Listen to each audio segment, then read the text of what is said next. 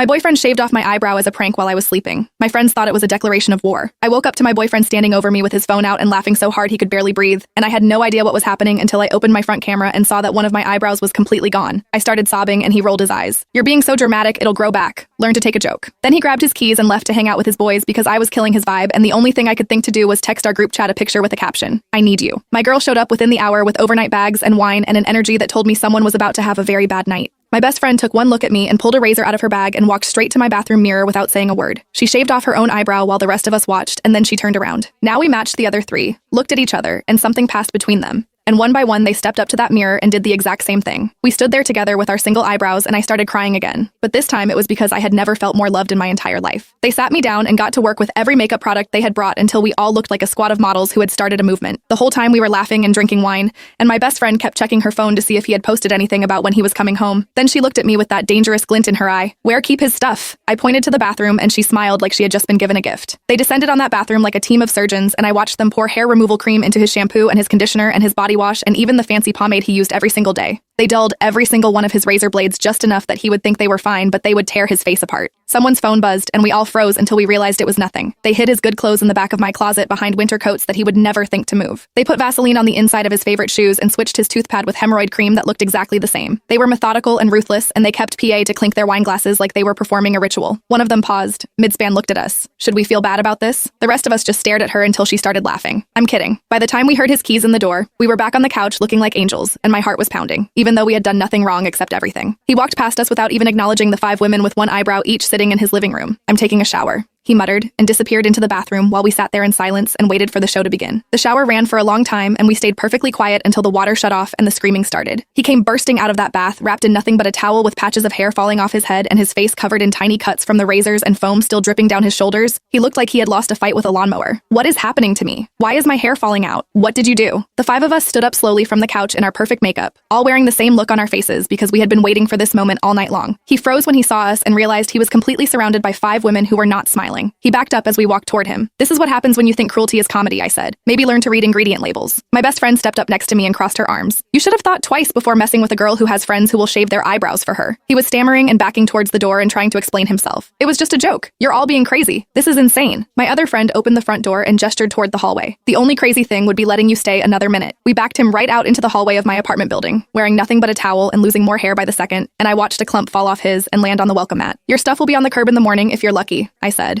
And then I closed the door, and the lock clicked, and his muffled screaming started immediately from the other side. We stood there for a moment, just listening to him bang on the door and begged to be let back in, and then my best friend walked to the kitchen and came back with a bottle of champagne.